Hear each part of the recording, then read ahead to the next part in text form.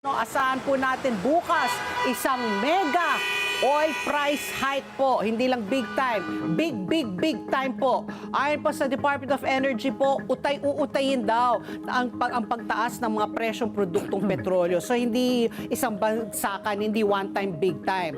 So bukas, aasahan muna parang parang kalahati lang muna ata bukas. Ang gasolina depende sa octane level na yung papakarga. Kung yung 97 to 100% ang octane level, ang gasolina po maglalaro between 53.70 hanggang 76.50 kada litro. Aray, ito yung pinakamataas po na presyo po ng gasolina dahil nga sa octane.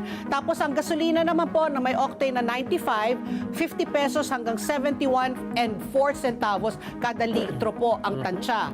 Habang ang gasolina, ito yung pinakamababa na may 91 octane level, 49 pesos to 64 pesos and 70 centavos kada litro. Ano, wala nang 49 na makita ngayon? Wala nga talaga. Puro 55 na lahat. Oo, correct. Oo. So yun po ang mga tansya ha. So dapat within that price range lang po ang inyong gasolina bukas starting tomorrow.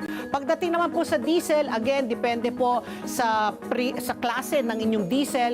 Yung pinaka-basic, yung pinakamura po, lalaro po sa 49 pesos hanggang 66 pesos and 49 centavos kada litro.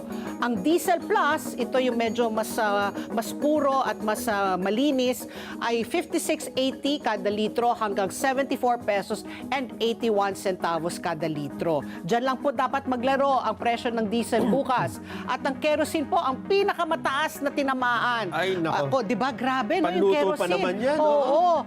Ito po, lalaro po sa halagang 78 pesos and 90 centavos hanggang 99 pesos and 89 centavos kada litro. Parang isang hatching na lang, isang daan na kada litro.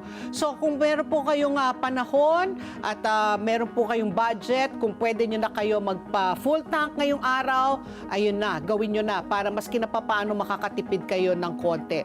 Inatasan po ng Department of Energy ang lahat ng oil companies at gasoline stations na mahigpit na sumunod po dyan sa fuel pricing rules at iwasan po ang hoarding o anumang hindi otorisadong pagtaas po ng presyo.